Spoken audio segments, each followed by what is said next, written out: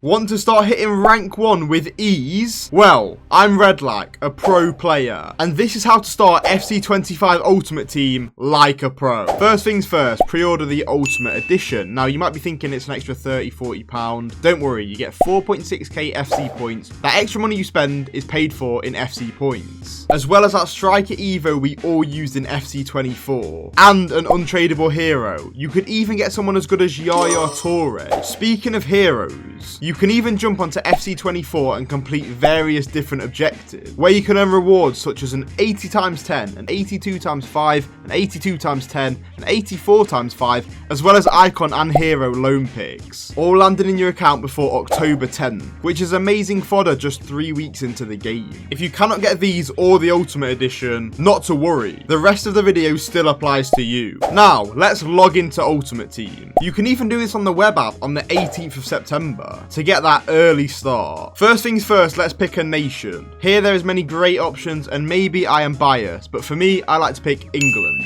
This is because 90% of English players are in the English leagues, meaning the upcoming Foundations SBCs and Hybrid League and Nations are so easy to complete. And for the kits and badge, pick big clubs. This is because the items are usually tradable, meaning you can actually profit off in-demand items. From here, if you're a good player you want to enter the draft, you can do this up to 15 times with the 4.6k FC points from the Ultimate Edition. If you're good at the game, you can play the online version and gain over 1 million coins worth of packs. Or if you're not so good, you can play the single player version. Either one earning packs that aren't even in the store. This is because the value of the packs is actually more than the FC points used to enter the FUT draft. From here, you'll pack many tradable players. You can sell these on the transfer market to up your coin balance. You're also going to pack badges, kits, tifos, things that you can either sell or discard for more coins, as well as chemistry styles like shadows or hunters, which can sell for up to 5k per item. Whilst playing these drafts, you can also complete some challenges via the objectives, earning XP and unlocking important rewards from the season pass, whether it be loans, packs, or even coin boosts. These are also effective at the start of the cycle. Now you've played a bunch of games and can have a break by tucking into some Foundation SBCs. You'll need to do these to unlock the better SBCs, such as the Hybrid Leagues and Nations, as well as earning packs with more untradeable players, massively helping your SBC solutions. Once these are done, you can enter the bigger SBCs. As we mentioned, the Hybrid League, Hybrid Nations, and League and Nation Hybrid.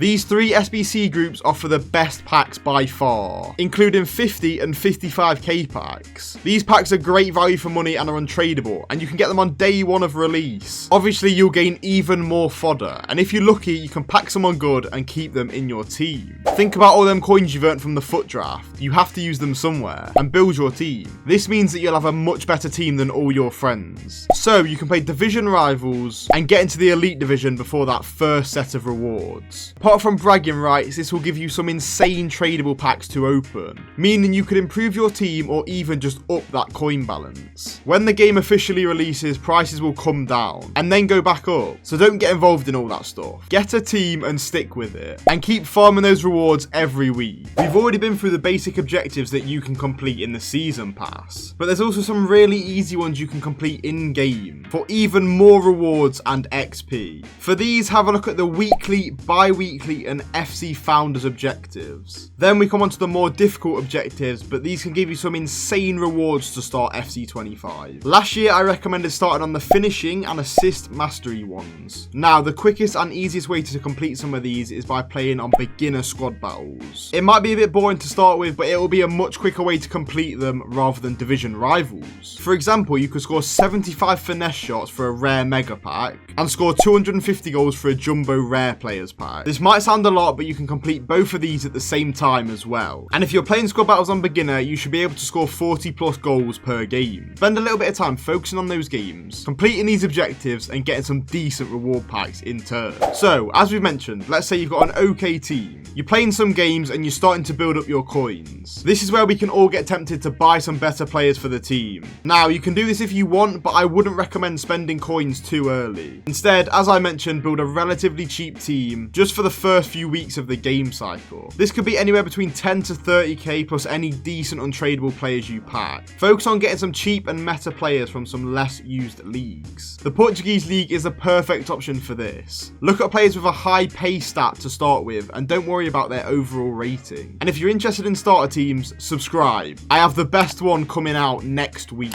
Now you've got a good enough team to play with, just keep playing games. As we spoke about earlier, evolutions. These were added last year and are ways for you to make selected players better throughout the year. There will only be a few available and they do have certain restrictions on them, but it's a great way to upgrade a few players and get them straight into your starter team. Now, it's completely up to you which players you want to evolve. You can either do it trying to pick the most meta player, or you can simply pick your most favourite player from the team you support. Either way, it's a really fun way to get started and can give you some new players to try out in-game. If I were to recommend any, I would start with the Founders Evolution, as I mentioned before. This allows you to upgrade a striker by upgrading their pace, shooting, and weak foot, which is really important at the start of the game. There were some great options you could choose last year, like Darwin Núñez or Timo Werner, that could be incredible starter strikers. To complete these evolutions, there's certain challenges you have to do in-game. For example, you can complete level 1 by just winning 2 squad battles or rivals games. All you need to do is choose the player you want to evolve, activate the evolution, and have them in the team whilst you're completing the challenge. And you can even complete them alongside other objectives. And them evolutions are going to be so much easier to complete in that brand new Rush game mode. So what is this game mode? It's a shorter, fast-paced version of a normal 11v11 game. It's 4 outfield players and 1 AI-controlled keeper. You can play this in any game mode, but Ultimate Team is the one for this video. Now, you might be thinking you need to build your dream 5-a-side team for this mode, but the thing is, they don't stick in player roles like normal Ultimate Team this year. Instead, they can move and free roam wherever they want. For example, you can move someone from centre back to up front. One of the funniest features about this mode is the new race to the ball kickoff. Instead of a normal kickoff like in normal FC matches, the ball will be randomly pinged to someone and the game will start from there. If it ends in a draw, there's a golden goal, then an extra time and a one-on-one penalties. You know them MLS style penalties? That's the one. There's 4 new camera angles in this mode and there's also a practice arena to practice your skills. Once you've got enough points from division rivals, you will now be able to enter Champs playoffs. From here, you just need to win 4 games and lose 4 games for enough points to enter Champions finals. Once you're in Champions finals, give it your all, try and get rank 1. If you don't, 11 wins is good, 14 wins is good, and 16 wins is very good. From here, you'll get great packs and player picks to start off the year in the right manner. And I believe you'll get that rank 1 eventually. So they're the best tips I can give you on starting in FC25 Ultimate Team. Of course, it's completely up to you how you play the game, but even if you try a few of these out, you'll get a big head start in Ultimate Team. If you enjoyed this video, don't forget to drop a like, comment what you want to see next, and subscribe for more. Peace. Do you want to play out from the back in FIFA, but your keeper is more like De Gea than Ederson? Who should be higher rated in EAFC? Leao or Dembele? Finesse him. Get out the game, man. 3-0 whitewash. Throw that pad. You're done.